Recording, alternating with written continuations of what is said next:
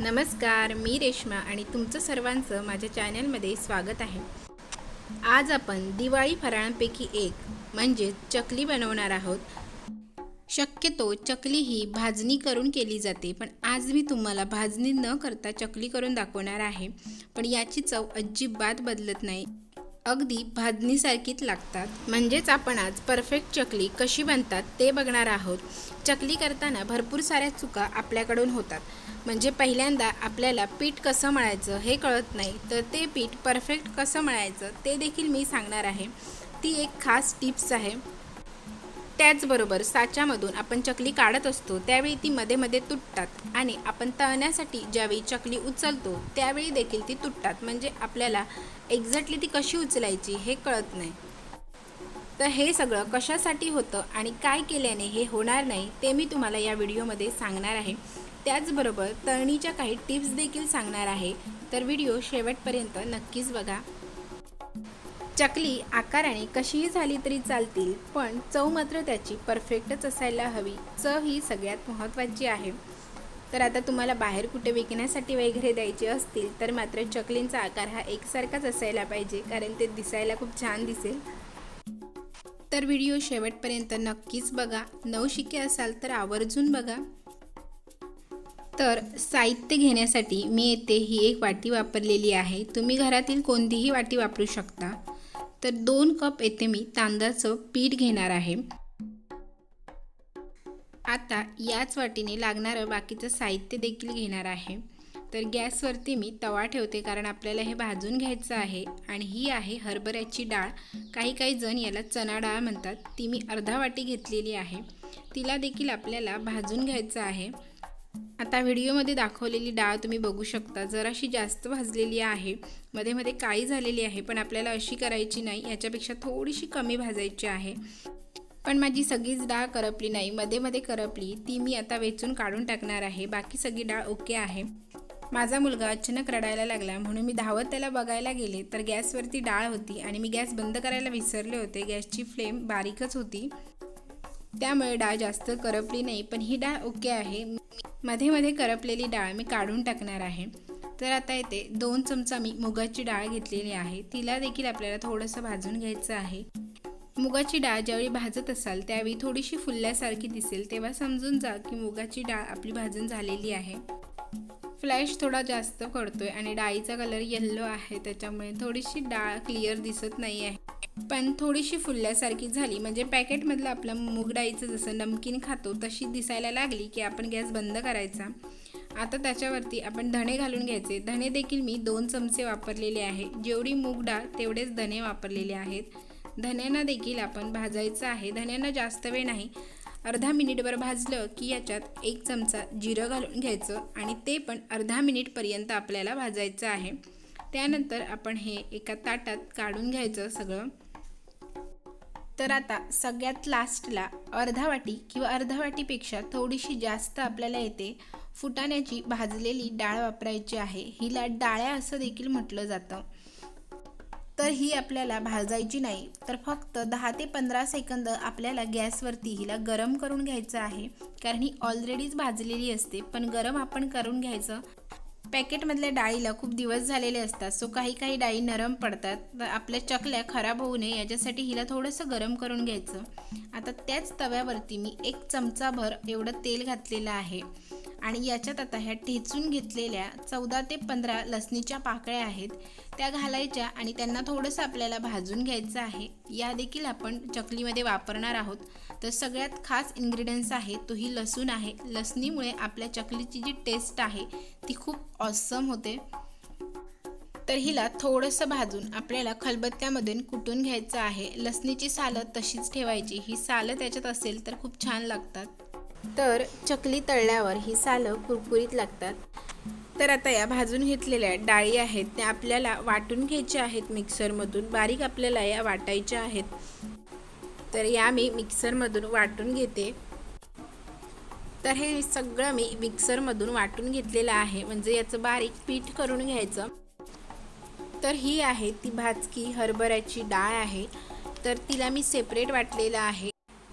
तर ही आहे हरभऱ्याची डाळ आणि मूग डाळ यांना मी एकत्रच वाटलेलं आहे, कारण मूग डाळ माझी थोडी होती त्यामुळे सेपरेट वाटलेलं नाही. आणि हे साईडला वाटून घेतलेलं आहे ते धणे आणि जिरं आहे. तर आता हे सगळं आपल्याला त्या तांदळाच्या पिठामध्ये मिक्स करून घ्यायचं आहे. धणे आणि जिरे न भाजता जर तुमच्याकडे धणे पूड आणि जिऱ्याची पावडर असेल तर ती वापरा. माझ्याकडे नव्हती त्यामुळे मी धणे आणि जिरे भाजून घेतलेले आहेत. तर आता आपल्याला हे तांदळाच्या पिठामध्ये मिक्स करायचं आहे, म्हणजे आपल्याला पीठ मळून घ्यायचं आहे. तर याचं जे प्रमाण आहे ते सगळं मी तुम्हाला डिस्क्रिप्शनमध्ये देईनच. तर ही बारीक करून घेतलेली सगळी पिठं याच्यात आपण घालून घ्यायची आणि व्यवस्थित मिक्स करून घ्यायची. त्यानंतर याच्यात आपण काही मसाले वापरणार आहोत. तर मी येथे 2.5 चमचा मिरची पावडर वापरलेली आहे. आता ही मिरची पावडर थोडीशी काळपट दिसते, म्हणजे ही घरातच बनवलेली आहे. म्हणजे धणे घालून जी मिरची पावडर बनवतात ती ही मिरची पावडर आहे, जी माझ्या आईने मला बनवून दिलेली आहे. आता काही जणांना माहिती असेल ही कशी बनवतात ती. त्यानंतर पाव चमचा एवढी हळद वापरलेली आहे. 1 चमचाभर येथे गरम मसाला वापरलेला आहे आणि 3 चमचे एवढे तीळ वापरलेले आहेत. आता 1 चमचा एवढा मी ओवा घेतलेला आहे. आता या ओव्याला हातावरती असं क्रश करून घालायचं आपण. आता जी लसूण तेलामध्ये फ्राय करून घेतली होती तर तिला सालासकटच खलबत्त्यामध्ये कुटून घ्यायचं. एकदम काही याची फाईन पेस्ट व्हायला पाहिजे असं काही नाही. तर आता सगळ्यात महत्त्वाचं ते म्हणजे चवीसाठी मीठ. तर ते तुम्ही तुमच्या अंदाजाने घाला किंवा याची टेस्ट करून बघा आणि कमी वाटलं तर परत याच्यात मीठ घाला, कारण मीठ याच्यात परफेक्ट पाहिजे. सगळं पीठ मी मिक्स करून घेतलं आहे. आता याच्यात 2 ते 2.5 चमचे एवढं गरम तेल याच्यामध्ये घालून घ्यायचं आणि हे चमच्याच्या साहाय्याने आपण पहिल्यांदा मिक्स करून घ्यायचं, कारण गरम गरम असेल आणि गरम गरम याच्यात हात घालायला गेलो तर भाजेल. आता या पिठाच्या गुठळ्या राहिलेल्या आहेत तेल घातल्यावरती, तर डायरेक्ट त्या हाताने आपण फोडू नये, कारण त्याच्यामध्ये तेल असतं आणि आपल्या हाताला चटका बसू शकतो. तर थोडा वेळ चमच्याने ढवळल्यानंतर आपण हाताने हे सगळं पीठ मिक्स करून घ्यायचं, म्हणजे जे तेल आहे ते संपूर्ण पिठाला व्यवस्थित लागलं गेलं पाहिजे. यासाठी मी दोन्ही हातांचा वापर करते. तर आता येथे मी तुम्हाला सगळ्यात महत्त्वाची आणि एक सिक्रेट टिप्स सांगणार आहे, जी आजपर्यंत कदाचित तुम्हाला कोणीही सांगितली नसेल. सगळेजण सांगतात की पिठाची अशी एक मूठ तयार झाली की आपलं पीठ परफेक्ट असं समजायचं, पण जर पिठाची मूठ परफेक्ट रेडी झाली नाही तर काय करायचं. तर आज मी तुम्हाला ती सिक्रेट टिप्स सांगणार आहे. तर काय करायचं, 1 चमचा एवढं थंडच तेल आपल्याला याच्यात घालायचं आहे. ते तेल व्यवस्थित सगळ्या पिठाला मिक्स करून व्यवस्थित आपली मूठ बनते का ते बघायचं. आणि मूठ आपल्याला दाबून बनवायची नाही, तर हलकंच तिला दाबायचं आहे आणि आपल्याला बघायचं आहे की आपली मूठ बनते की नाही. पहिल्यापेक्षा परफेक्ट मूठ आपली येथे बनलेली आहे. तर तरी देखील बनत नसेल तर अजून 1 चमचा तेल एक्स्ट्रा घाला. आता हे पीठ मळण्यासाठी आपल्याला गरम तेलाचा वापर करायचा आहे, पाण्याचा वापर करायचा आहे. तर पाणी आपल्याला एकदमच जास्त वापरायचं नाही, तर थोडं थोडं पाणी वापरायचं आहे. हे पीठ मळण्यासाठी तसं जास्त पाणी लागत नाही, त्याच्यामुळे आपण थोडं थोडं करून येथे पाणी वापरायचं आहे. तर पाणी गरम असल्यामुळे पहिल्यांदा मी चमच्याने ढवळून घेतलं, त्याच्यानंतर मग हाताने आपण हे पीठ मळून घ्यायचं. लागेल तसं पाणी आपण याच्यात थोडं थोडं घालून घ्यायचं. पीठ मळताना मात्र आपल्याला ही काळजी घ्यायला पाहिजे, पाणी एकदम जास्त वापरता नाही, कारण जास्त झालं तर याच्यात आपण काय ॲड करू शकत नाही आणि ॲड केलं तर त्याची टेस्ट बिघडू शकते. तर आता जसं हाताला पीठ होईल तसं थोडंसं पीठ करून आपण ते साईडला ठेवायचं आणि नंतर जे मी गोळे बनवून घेतलेले आहेत साईडला त्यांना लागेल तसं पाणी लावून मळून घ्यायचं. पण पहिल्यांदा जेवढं पीठ एकत्र होईल तेवढं पीठ आपण साईडला करून घ्यायचं. तर मी देखील तसंच केलेलं आहे. याच्यामुळे कसं आपल्याला पाण्याचा अंदाज येतो. असं केल्यानंतर आपल्याला काय होतं की पाण्याचा अंदाज येतो की याला कमी पाणी लागेल की जास्त पाणी लागेल. जर तुम्ही पहिल्यांदाच चकली बनवत असाल तर तुमच्यासाठी देखील ही एक टिप्स आहे. मगाशी जे आपण गरम पाणी वापरलं होतं तेच पाणी कोमट झालेलं आहे, तर त्याच पाण्यामध्ये हात घालून आपण हाताने पाणी घेऊन हे पीठ मळून घ्यायचं. तर आता व्हिडिओत दाखवले अगदी तसंच पीठ मळून घ्यायचं आहे. तर सगळं पीठ मी येथे मळून घेते. तर बघू शकता सगळं पीठ माझं मळून झालेलं आहे. तर आपल्याला लगेचच आता चकली बनवायला घ्यायची आहे. तर आता या पिठावरती थोडासा असा पाण्याचा हात लावायचा आणि हे पीठ असंच ठेवायचं. चकली बनवण्यासाठी माझ्याकडे असा साचा आहे, याला सोरा असं देखील म्हटलं जातं. तर याच्यामध्ये या 6 अशा चकत्या असतात, शेवाच्या असतात आणि पापडीची आहे एक, आणि त्याचबरोबर ही स्टारची आहे, ती आहे चकलीसाठी. तर आपल्याला या सगळ्याला तेल लावून घ्यायचं आहे. साच्याला आपण पूर्ण आतमधून तेल लावायचं आणि या चकतीला देखील आपल्याला तेल लावून घ्यायचं आहे. बघायला गेलं तर साचा हा दोन्ही साईडने एकच दिसतो, पण आपण बघायला पाहिजे की हे कुठच्या साईडला लागते ते, कारण जर याला चुकीच्या साईडला लावलं तर ते व्यवस्थित लागत नाही. आणि जर तुमच्याकडे असा पितळेचा असेल तर लावताना मात्र काळजी घ्यायची, कारण त्याला धार असते, याच्यामुळे हात आपला कापू शकतो.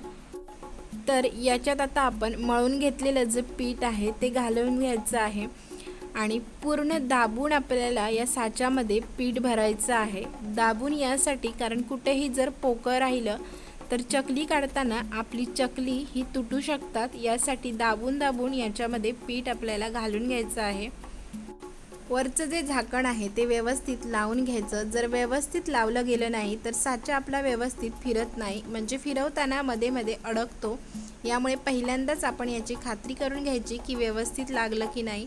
जर तेलाचा हात वगैरे याला लागला असेल तर तो पुसून घ्यायचा, म्हणजे आपल्याला पकडायला सोपं जाईल. चकली मी या पोळीपाटावरतीच काढणार आहे, कारण मी एकटीच आहे, तर मला एकटीसाठी याच्यावरती काढून तळणं खूप सोपं जाईल. आणि पोळपाटावरती चकली काढली की आपल्याला घ्यायला देखील ती खूप सोपी जातात. पेपरावरती देखील तुम्ही हे काढू शकता, म्हणजे तुम्हाला कशावर काढायचे आहेत त्याच्यावरती, पण पोळपाटावरती काढायला खूप सोपं जातं. जर तुम्ही नवशिके असाल तर पहिल्यांदा पोळपाटावरतीच ट्राय करा. तर चकली फिरवून झाल्यानंतर चकलीचं जे टोक आहे शेवटचे ते आपल्याला व्यवस्थित दाबून घ्यायचं आहे. आणि एक तळल्यावरती चकली वेडीवाकडी दिसू नये यासाठी काय करायचं की चकली काढून झाल्यानंतर शेवटचं टोक दाबल्यानंतर आपल्याला या हलक्या हाताने दाबून घ्यायचं आहे.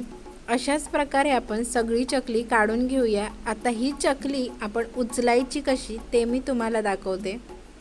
आणि एक गोष्ट लक्षात ठेवा, तर टाईम भेटला म्हणून एकदमच चकली आपण ही काढून घ्यायची नाही. जरी आपण एकटे असलो तरी आपण अंदाज घ्यायचा की आपल्या कढईमध्ये किती चकली येतात आणि चकली तळेपर्यंत येथे आपण चकली काढू शकतो. तर आता काही जणांना चकली उचलायला येत नाही, तर पोळपाटावरती घातली तर काय करायचं, पोळपाटाच्या खाली एक हात घालायचा आणि चकलीला सरकवून मागे घ्यायची. त्यानंतर कढईमध्ये आपण ही चकली सोडायची. तर माझी कढई छोटी आहे त्याच्यामुळे मी 2-2च चकली याच्यामध्ये सोडणार आहे. तर आता बघू शकता लगेचच तेलाचा कलर चेंज झालेला आहे. तर तळताना सगळ्यात महत्त्वाची गोष्ट म्हणजे आपण ज्यावेळी चकली सोडतो त्यावेळी 1 ते 1.5 मिनिटभर आपण हिला झारा लावू नये. लगेचच जर आपण झारा लावला तर आपली चकली मोडते. यासाठी 1 ते 1.5 मिनिटभर चकली अशीच ठेवायची आणि त्यानंतर मग झारा लावून हलवून आपण हिला तळून घ्यायचं. तळताना गॅसची फ्लेम आपल्याला एकदम हाय नको, लो टू मीडियम फ्लेमवरतीच आपल्याला ही तळून घ्यायची आहेत. तर मी आता परत एकदा यांना पलटून घेते. तर माझी चकली आता तळून झालेली आहे, तर मी आता ती काढून घेते.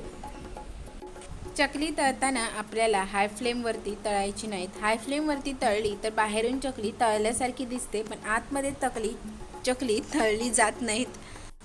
जर व्यवस्थित तळली गेली नाही तर तरी देखील चकली आपली नरम पडते. So low to medium flame करूनच आपल्याला चकली तळून घ्यायची आहे. तर आता तुम्हाला प्लेटवरती चकली काढून दाखवते. जर एकाच आकाराच्या तुमच्याकडे प्लेट असतील आणि एकाच साईजच्या तुम्हाला चकल्या बनवायच्या असतील तर अशी तुम्ही प्लेट घेऊ शकता. त्या प्लेटवरती आपण चकली काढून घ्यायची. आता कधी काय होतं की स्टार्टिंगचा म्हणजे जो मधला गोल असतो तो मोठा येतो, त्याच्यामुळे चकलीचा शेप व्यवस्थित येत नाही. तर हाताने त्याला थोडंसं गोल करून घ्यायचं, जसं मी आता करून घेतले. प्लेटवरची चकली उचलायला पण खूप सोपी आहे. प्लेट थोडीशी क्रॉस करायची आणि चकली आपण अलगद काढून घ्यायची. तर तुम्हाला कशावर पॉसिबल होईल, कशावर सोपं वाटेल तशा तुम्ही चकल्या काढून घ्यायच्या आहेत आणि काळजीपूर्वक या तळून घ्यायच्या आहेत। तर मी देखील आता सगळ्या अशाच चकल्या काढून घेणार आहे आणि तळून घेणार आहे। तर बघू शकता सगळ्या चकल्या माझ्या इथे रेडी झालेल्या आहेत। 2 वाटी तांदळाचं पीठ वापरून आणि मी सांगितलेले प्रमाण वापरून 35 ते 40 चकली आरामात होतात। तर चकली एवढी मस्त झाली होती की करता करताच याच्यातली 10 तरी चकल्या संपलेल्या आहेत। त्या काही मी खाल्लेल्या नाही, पण तुम्ही समजून घ्या की कोण खाऊ शकतं।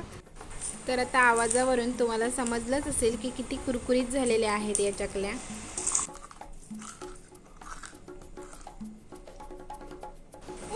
तर चवीला या चकल्या अप्रतिम झाल्या होत्या। जर तुमच्याकडे भाजणी करायला वेळ असेलही तरी देखील या पद्धतीने एकदा नक्कीच ट्राय करून बघा। आणि जर तुम्हाला आजची माझी ही चकलीची रेसिपी सांगितलेल्या टिप्स जर उपयुक्त वाटत असतील तर माझ्या व्हिडिओला एक लाईक नक्कीच करा। चॅनलवरती नवीन आला असाल तर सबस्क्राईब करून जा। पुन्हा आपण भेटतच राहणार आहोत, पण तोपर्यंत धन्यवाद।